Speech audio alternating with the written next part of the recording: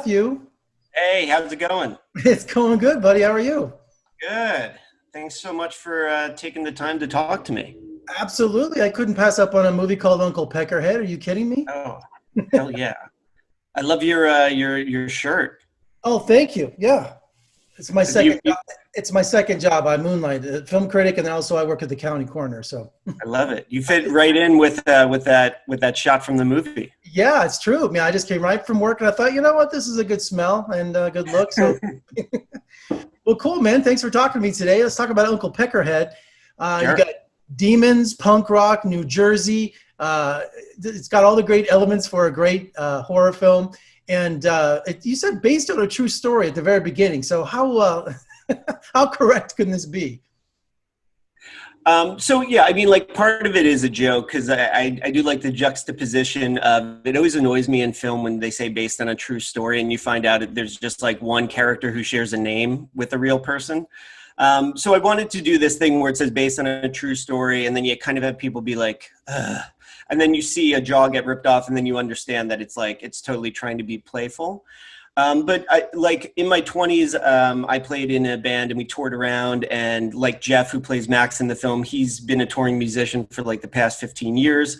So a lot of like the actual kind of experiences that aren't monster related with that band are like come from our tour experiences when we were kind of in DIY punk bands in our early 20s. So like, you know, when a promoter pays you $3, or you know, when a sound guy like is just being really prickly and just like a total asshole to you, and like, you know, you're just kind of on your own playing to like, you know, three kids in the back of a Denny's.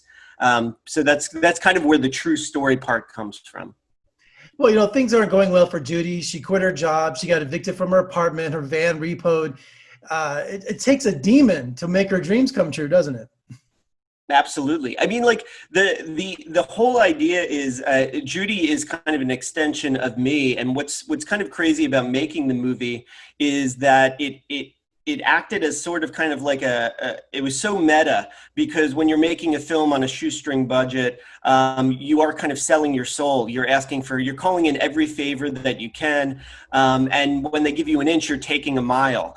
So you're not really thinking about kind of like how you might be using people. Sure, you love them and they're your kind of support system, or they're the people that are in your orbit.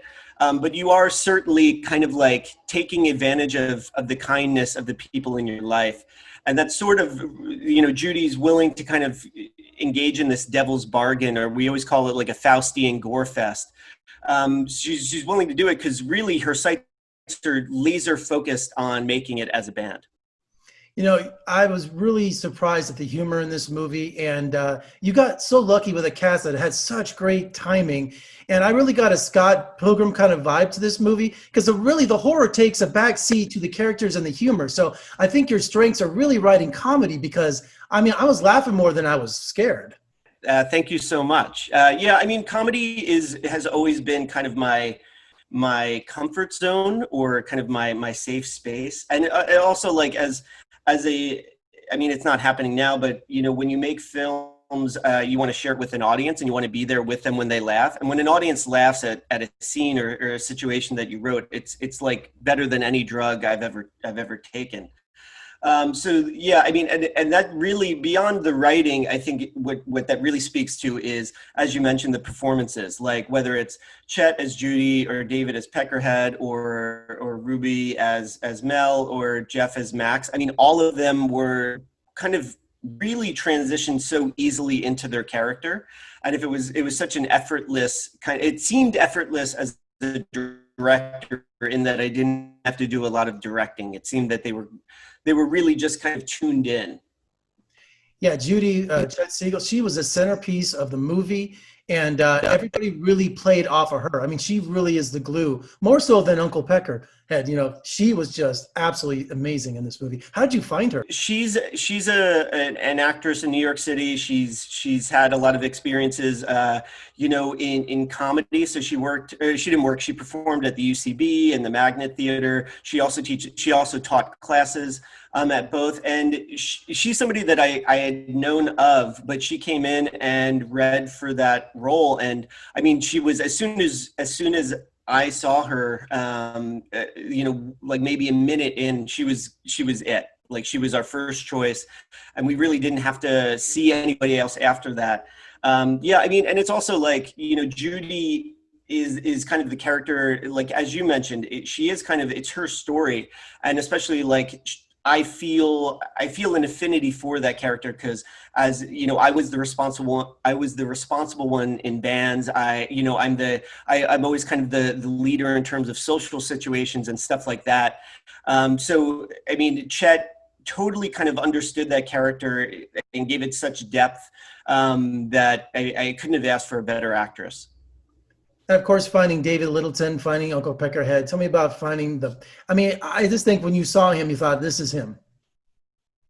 Yeah, it was crazy. So, like, on a micro budget film, during pre-production and the casting process, you don't have a lot of time. You really can't afford to rent out a space to have these people kind of, to do these casting calls. So we had a pretty, what I would consider for an independent film, a really exhaustive casting call for Peckerhead, meaning we had seen, for like 3 full days, we had seen, like, every, New York City actor of a certain age type, that was answering the call. And David wasn't part of that. So, like, after the third day, we were kind of like, well, we can't really go forward unless we have the guy, and luckily, David was in Florida doing a play, saw the casting call. He lives in Brooklyn most of the year, and he sent in an audition tape. And again, same thing with Chet, like, 2 minutes into watching him, he did the scene in the diner, and it was identical to the scene that you watched in the film. And it was just like, I immediately knew that he was the guy, and we brought him up to kind of audition with, we had already kind of cast Ruby, Chet, and Jeff, and David was like, just fit in like nobody's business. He was great.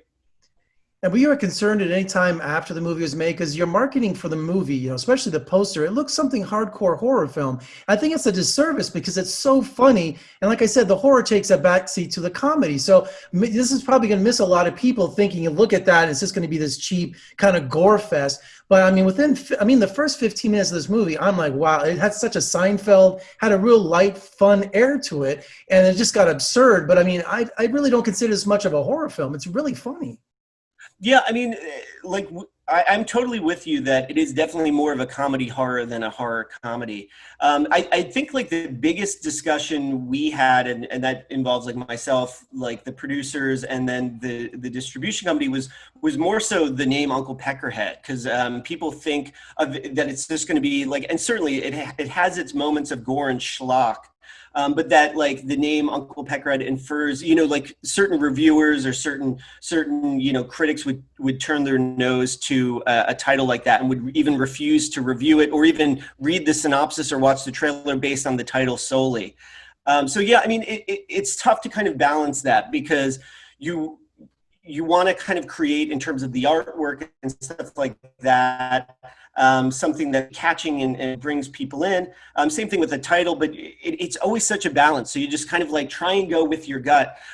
We have before we ended up distributing it, we have kind of like an illustrated poster that is kind of more of a comedic bent. So you can, hopefully we're going to do a release with that as part of the artwork too.